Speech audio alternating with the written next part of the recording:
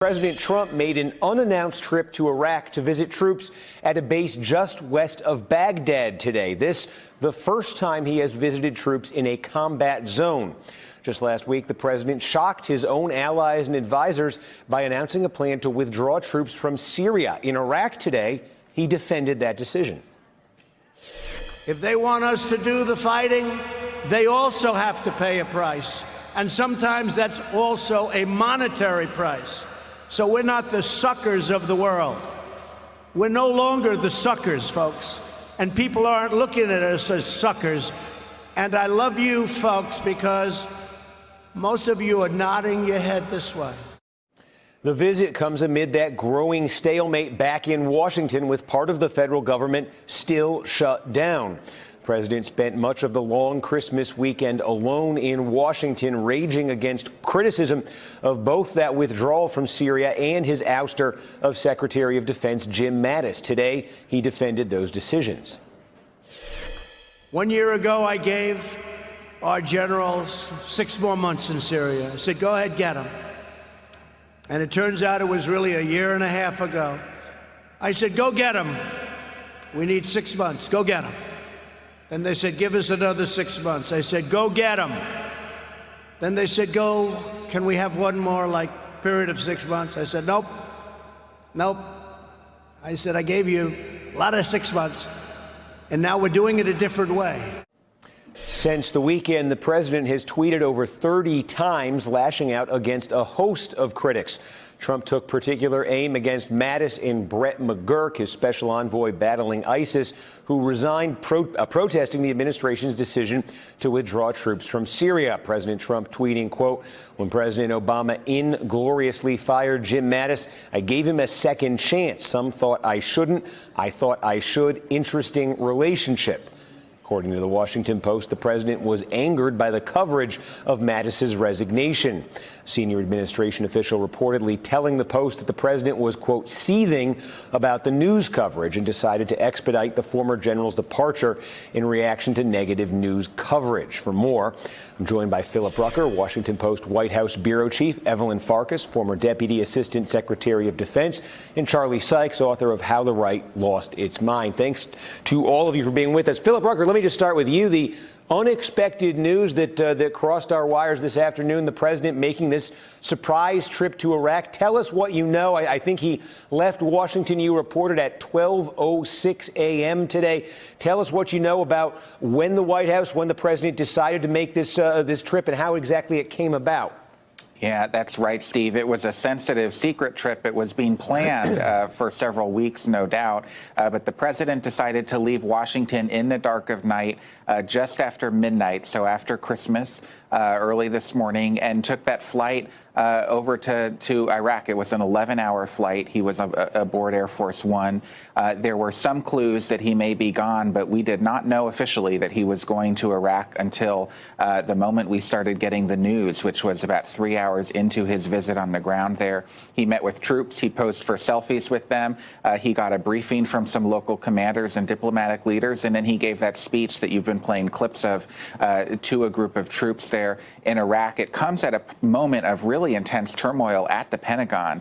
Not only the personnel changes that you mentioned, but the decisions by the president last week to withdraw troops suddenly from Syria. And he also has made a decision to his advisors, according to the reporting, it's not been formally announced, that he intends to draw down the footprint in Afghanistan.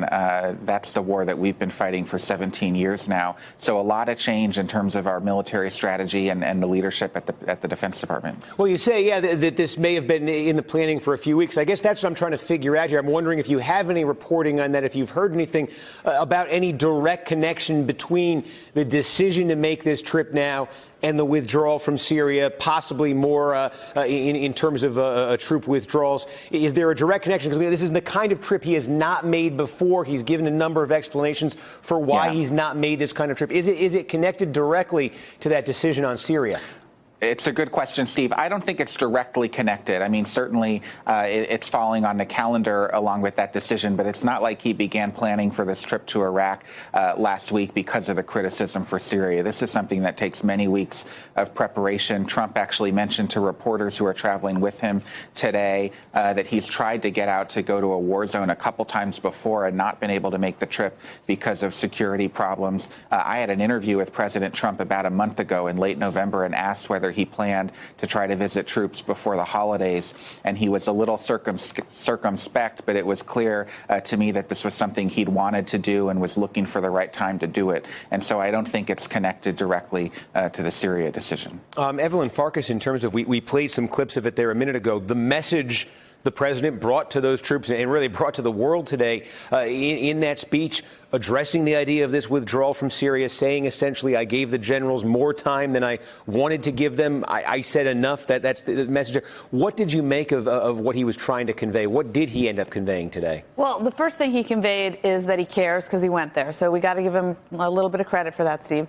And often we don't give him that much credit because he does fumble. And there was a bit of a fumble from my perspective, because he called us suckers. You know, he said, we were suckers, we were suckers, we were suckers, and now we're not going to be seen as suckers anymore. I don't think that's useful. And unfortunately, the decision he made on Syria actually makes us look weak and unreliable, including in the eyes of the Iraqis. And if you notice, he didn't meet with Prime Minister Mahdi. He should have been meeting with him. And so that was also kind of a misstep. I don't know what the backstory was. Maybe he was unwilling to leave the base.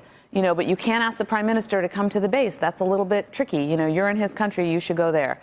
But I would say overall, the message of saying, okay, I gave them time and we need to withdraw, that isn't bad either. Because if you followed how President Obama dealt with the military, he often had that same reaction, that same conversation, like, guys, really? Another 6 months? So that's understandable. Every president goes through that. The problem is that he made this decision, as far as we can tell, unilaterally. I mean, he went against his cabinet. He didn't seem to consult with anyone except maybe the Turkish president, right?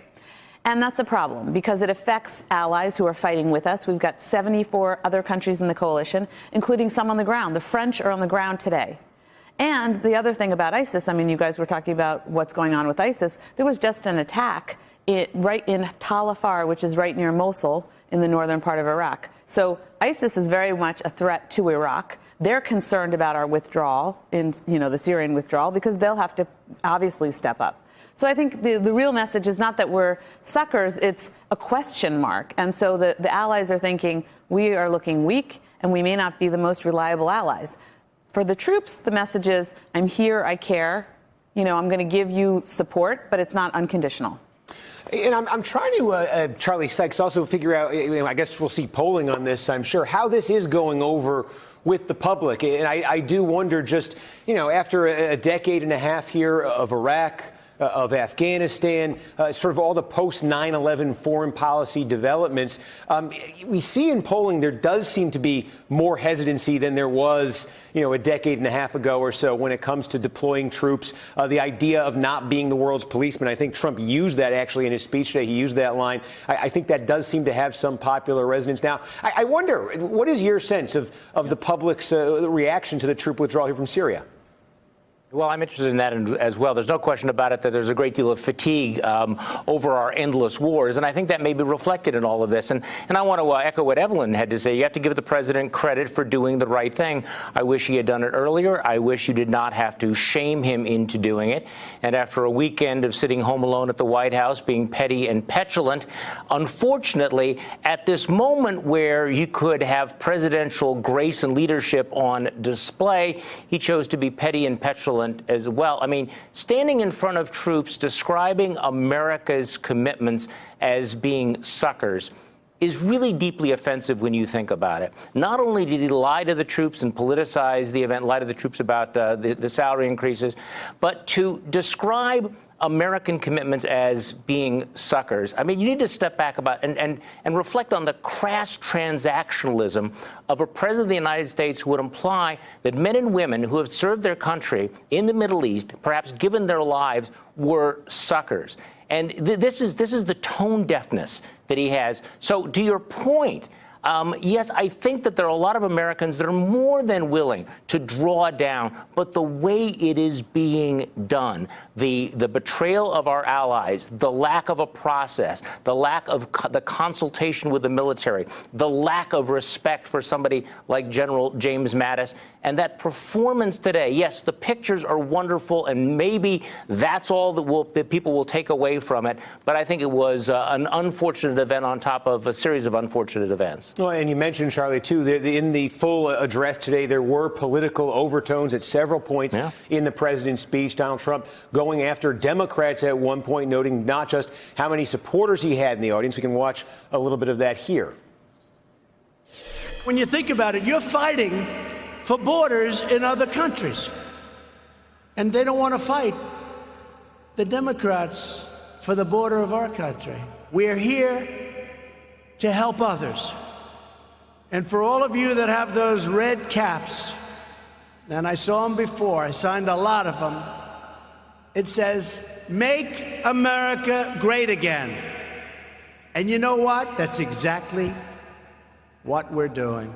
Hey there, I'm Chris Hayes from MSNBC. Thanks for watching MSNBC on YouTube. If you want to keep up to date with the videos we're putting out, you can click subscribe just below me, or click over on this list to see lots of other great videos.